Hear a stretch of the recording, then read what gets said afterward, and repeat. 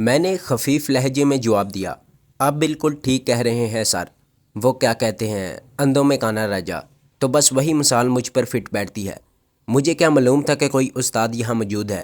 اگر پتہ ہوتا تو ضرور احتیاط کرتا۔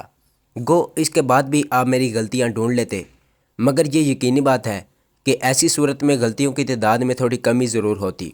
بیٹا ہمیشہ یاد رکھو، ایک سنائپر کے لیے ضروری ہے کہ وہ جب بھی ٹریگر پریس کرے یہ سوچ کر کرے کہ اس کے پاس آخری گولی ہے، جو نشانے پر لگنے کی صورت میں ہی اس کا مشن پائے تکمیل تک پہنچ سکتا ہے۔ ویسے سر، آپ کو کیسے پتہ چلا کہ میں ایک سنائپر ہوں؟ میں متجسس ہوا۔ وہ ہنسا جس نے عمر کا بہترین حصہ اس شغل میں بتایا ہو۔ یہ سوال اس کا مذاق اڑانے کے ہی مترادف ہے۔ آپ کا نام جان سکتا ہوں سر؟ آج کل مجھے عمر دراز خان کہتے ہیں، ویسے کبھی اسرائیل ثانی کہہ کر پکارا جاتا تھا۔ کیا؟ میں نے بے ساختہ اس کے ہاتھ تھام کر چوم لیے۔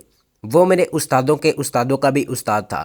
اس وقت پاک آرمی میں سنائپنگ کے لیے G3 پر ٹیلیسکوپ سائٹ لگا کر استعمال کیا جاتا تھا۔ وہ G3 رائفل سے 600 میٹر تک بھی ایک آدمی کے عین دونوں آنکھوں کے درمیان گولی مارنے کی صلاحیت رکھتا تھا۔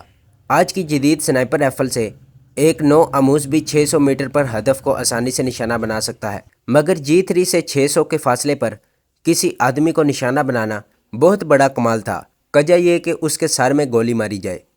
200 اور 300 میٹر کے فاصلے سے وہ ٹارگٹ پر کوئی بھی نام لکھ لیتا تھا۔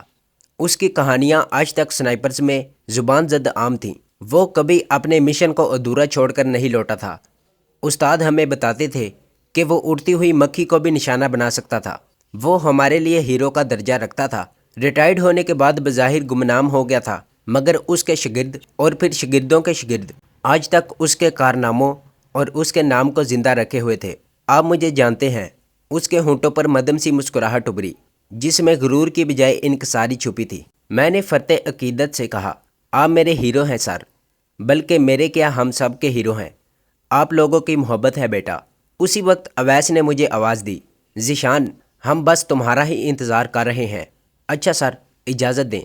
میں نے ایک مرتبہ پھر ان کے دونوں ہاتھ تھام کر چوم لیے۔ میں انشاءاللہ جلد ہی آپ کو ملنے دوبارہ آؤں گا۔ ضرور بیٹا۔ اس نے مجھے کھینچ کر چھاتی سے لگایا اور میرے ماتھے پر بوسہ دیتے ہوئے بولا، لگتا ہے تم میرا ریکارڈ توڑ دو گے۔ اس نے اپنائیت سے مجھے آپ کی بجائے تم کہا تھا، جو مجھے بہت اچھا لگا۔ مشکل ہے سر۔ میں نے نفی میں سر ہلایا۔ ہاں البتہ کوشش ضرور کروں گا۔ گڈ۔ اور جب ملنے آنا تو وہ میرا مکان ہے۔ اس نے تھوڑی دور موجود ایک سفید رنگ کے پختہ مکان کی طرف اشارہ کیا۔ میں شکریہ کہہ کر منتظر کھڑی وین کی طرف بڑھ گیا۔ اگلے دن اویس کی دعوت ولیمہ تھی، جہاں میں مرکز نکاح بنا رہا۔ مرد تو کیا، گاؤں کی عورتوں کو بھی میرے کارنامے کی بابت پتہ چل گیا تھا۔ اویس تو میرے صدقے قربان جا رہا تھا۔ اس نے ہنستے ہوئے اپنی نئی نویلی دلہن کا شکریہ بھی مجھ تک پہنچا دیا تھا۔ بس یار، اللہ پاک نے عزت رکھ لی۔ میں نے انکساری سے اس کی بات کا جواب دیا۔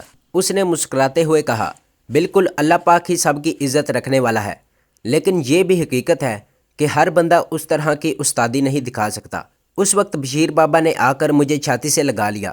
واہ میرے شیر، دل خوش کر دیا۔ اگر آپ نہ ہوتے تو کل شاید پٹھان بھائیوں کے سامنے ہماری سب کی ہو جاتی۔ عزت ذلت اللہ پاک کے ہاتھ میں ہے چچا۔ ہاں بیٹا، صحیح کہا، سبب بھی تو وہی پروردگار پیدا کرتا ہے۔ میں اسبات میں سر ہلا کر اویس کے ساتھ چارپائی پر بیٹھ گیا۔ صبح 10 بجے ہی کھانا کھلانے کا سلسلہ شروع ہو گیا تھا۔ میں چونکہ دلہا کا قریبی دوست تھا، اس لیے میں بھی انتظامیہ میں تھا۔ اور پھر دن 12 بجے کے قریب ابو جان نے وہیں آ کر مجھے ایک مہمان کی آمد کی اطلاع دی۔ کون ہے ابو جان؟ تمہارا فوج کا کوئی ساتھی ہے بیٹا، اسے یہیں ساتھ لے آنا تھا۔ ابو جان نے نفی میں سر ہلاتے ہوئے کہا، وہ ہمارا مہمان ہے بیٹا، تمہارے دوست اویس کا نہیں۔ اچھا آپ چلیں، میں اویس کو بتا کے آتا ہوں۔ ابو جان سر ہلاتے ہوئے واپس مڑ گئے اور میں اویس کی طرف بڑھ گیا کہ اس سے اجازت لینا بھی ضروری تھا۔ یار، مہمان کو بھی یہاں لے آتے، اویس نے بلا تکلف آفر کی۔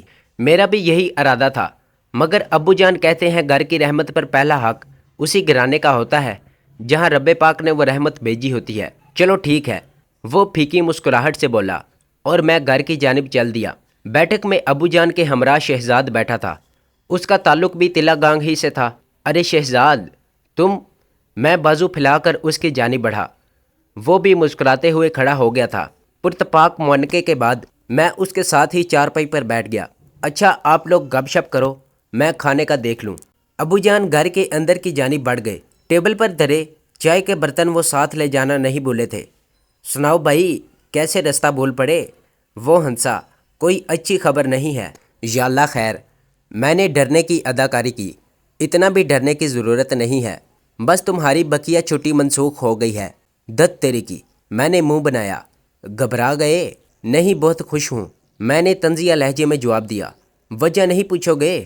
نہیں، پہلے چھٹی کی منسوخی کی خبر ہضم کر لوں۔ اب اتنا بھی خراب نہیں ہے تمہارا ہاضمہ۔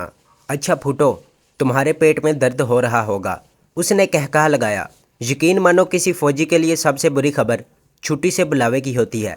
صحیح کہا یار، میں نے تکیے کے ساتھ ٹیک لگا لی۔ کسی کورس کے سلسلے میں ملک سے باہر جانے کا سنا ہے میں نے۔ اس نے محتاط الفاظ میں مجھے اصل بات بتانا چاہی۔ ملک سے باہر؟ کیا میں نے جانا ہے؟ میرے لہجے میں بے یقینی تھی۔ 2 نشانہ باز جائیں گے اور ان کا انتخاب کارکردگی کی بنیاد پر ہوگا، تو 2 بندوں کے جانے کا میری چھٹی سے کیا تعلق؟ کل سے تمام لوگوں کی 2 ہفتے کی پری ٹریننگ شروع ہو رہی ہے۔ ٹریننگ کے اختتام پر اچھی کارکردگی والے 2 سنائپرز امریکہ جائیں گے۔ وہاں پر دوسرے ممالک سے بھی کچھ سنائپرز آ رہے ہیں۔ پہلا ہفتہ تو رینج ماسٹر کی سائٹ کے بارے میں جانکاری مہیا کرنے کے متعلق ہوگا۔ اس کے بعد 8 ہفتوں کا سنائپر کورس ہے، جس میں کارکردگی کی بنیاد پر سرٹیفکیٹ بھی جاری کیے جائیں گے، اور یقیناً ہر ملک چنے ہوئے افراد ہی بھیجے گا، اور یہی کوشش ہمارے کمانڈر کی بھی ہے۔ مگر یار، رینج ماسٹر تو برطانیہ کا ہتھیار ہے۔ میں نے حیرانی سے پوچھا۔ ان دنوں رینج ماسٹر نئی پاکستان آرمی میں وارد ہوئی تھی۔